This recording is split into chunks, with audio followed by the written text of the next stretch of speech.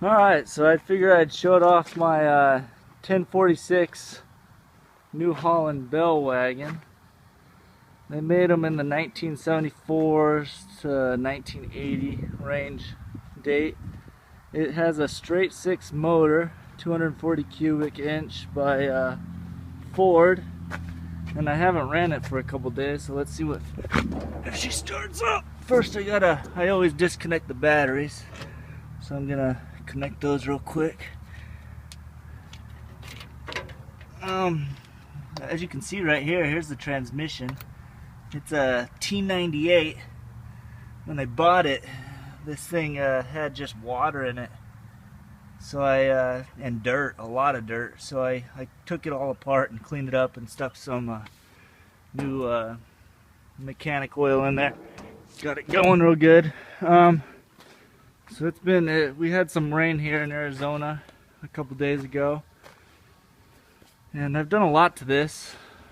The only thing it really needs is new tires. They're getting pretty old. I think they're the originals on it, as you can tell. They're pretty cracked, but they still do. I mean, we only do this every now and then for just picking up bales once a month on our 8 acres. But let's see if she starts.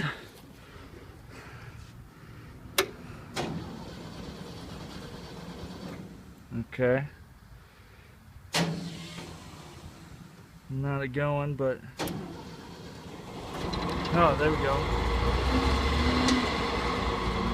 Give it some less gas. I don't know if you can see everything, but the first thing you got to do is you got to lift up this bell catcher. I mean, it should work. So you got to hit the ignition, the hydraulic system to go, and then you should be able to lift it up. Yeah. And as you can tell, if you were to drop it down all the way and keep pushing, you can collect your bells. It's pretty loud. Probably need to oil that up.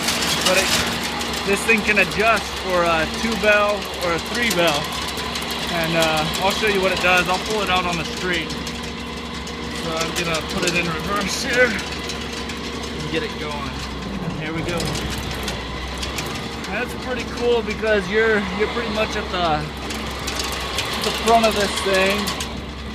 Just sitting here. Have this thing going all over the place. Sorry.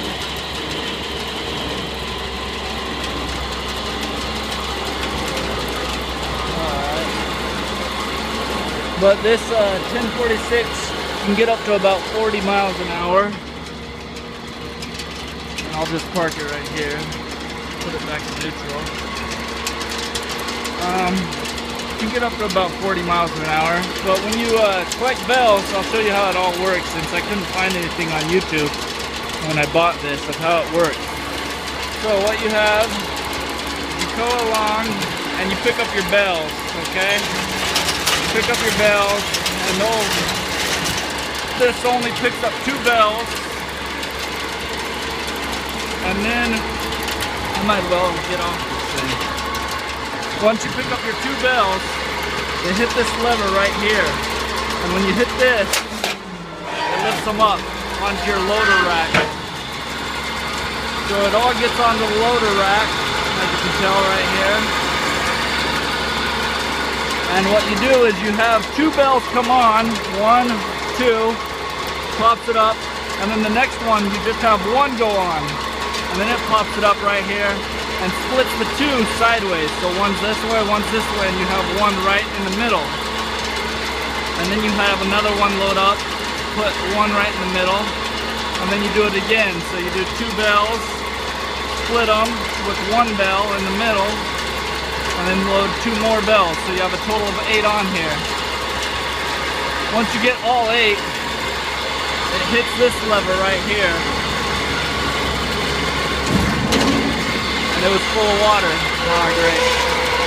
And lifts it up. All those bells, they get stuck in here, and then you start collecting.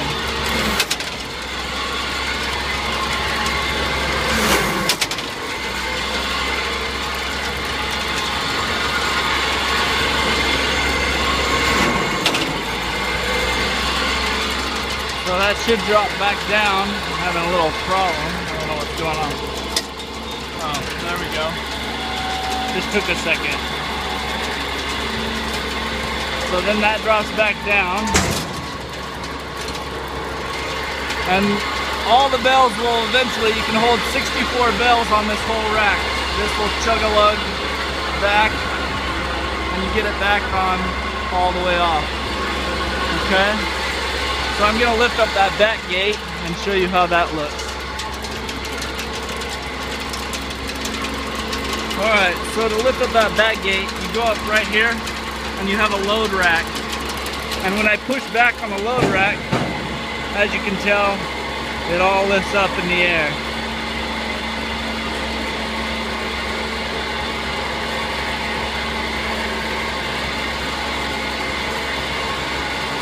Got a lot of people driving down the street. They're gonna hate me. Sorry.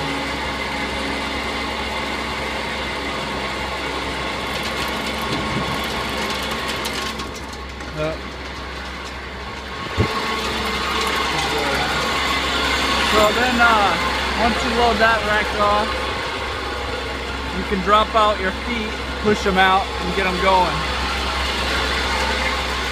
And then I gotta move this because the neighbors are gonna hate me for taking so long. So I lower it back down.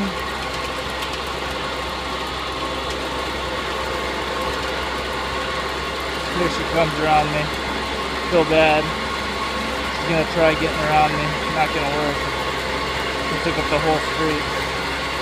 Anyways, you can see the straight 6 motor in there. I wish I could show it, but I'm running out of time because of this neighbor. So once you get this down, go like that. Get that down.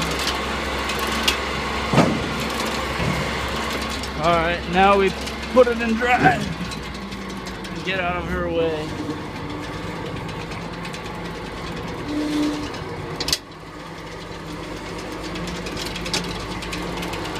Lift this rack up. So I got out of her way. I'm gonna put it in reverse again. Go back out. Turn off your motor racks, your hydraulics, so they're not going. Wasted a bunch of time. I don't even know who that was. So, oh well. Luckily I don't know him. So I put it in first, and I get going. And I'm gonna show you how fast this thing goes. It's pretty fun to drive. A little scary the first time. When I picked it up, the brakes didn't work, so I had to replace all the brakes. I just switched it to second there.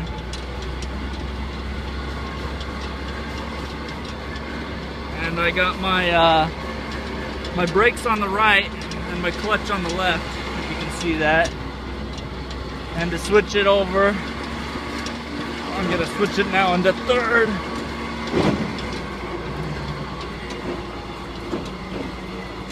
Okay, or not. I didn't want to go into third. It's very touchy in third for some reason, this T98.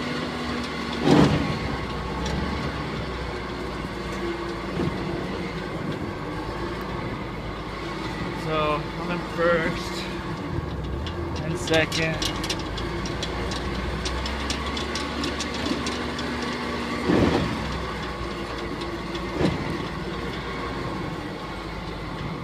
And I suck at this. I'm gonna watch out for these cars and then try again. I love the spin wheel on here. It makes it easy turns.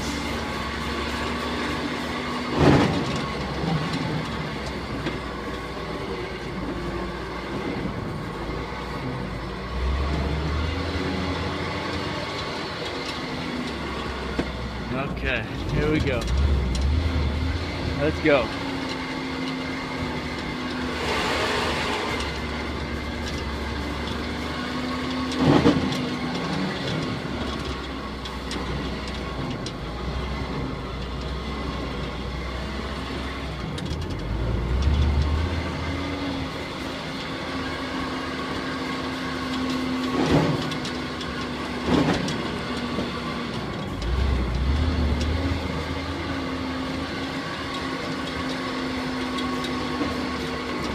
There we go, third, finally. And as you can see, I picked up quite a bit of speed here. It's pretty scary coming around this corner. And just gotta watch out for cars. There's a lot of cars in our neighborhood. But here's one of our acres of Bermuda. It's pretty much the end of the season, so we're not growing anything. And check the little ways and go on out. Got a car coming up towards me.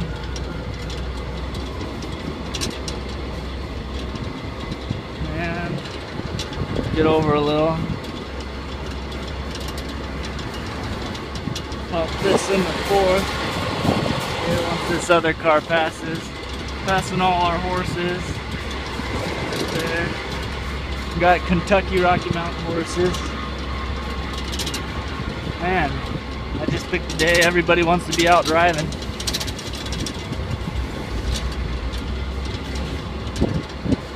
And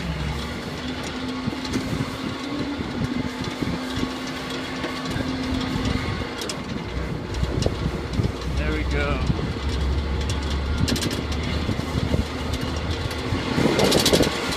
Well, if you guys have any more questions about these 1046s, let me know.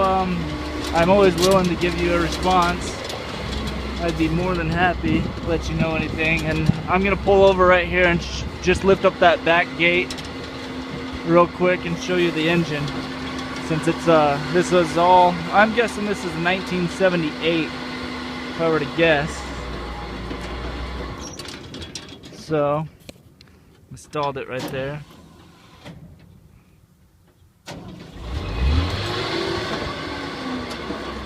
So I have it in neutral now. So bad. Alright, so I'm gonna drop this down just in case. Again. And I'm gonna get my hydraulics on and lift up this loader just a little bit and show you this engine in here. Just gonna lift it right there. Okay.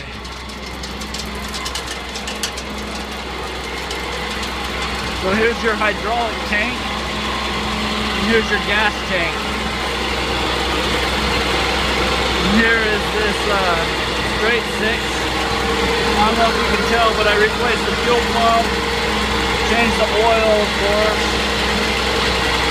and it just fired right up. And it sounds real good. The only problem was adjusting that carburetor. It took a while for me to get the right specs. Of course, I replaced all my spark plugs. But everything's in working order. It's a real sound engine. Not a real bad engine at all. Transmission, battery, differential huge. When you take these rear wheels off to change that brake, it kind of sucks. You have to pull out the whole shaft in there to get to the whole drum brake system, which I had to do because these brakes were completely shot. I mean, this thing, it's pretty impressive. This thing sat for probably a good 20 years at one of the farms here in South Gilbert. Didn't run forever, and now it's fully operational. We use it once a week. It's a pretty fun thing to get out and drive every now and then, just to make sure everything's working order. And those feet, to lower those feet out the back when you're pushing, they just go right there. You bring them in. I'll go out and show you that real quick and turn this thing off. Go let it sit for another month or two before I start it up again. But those feet, I'm talking about it right there.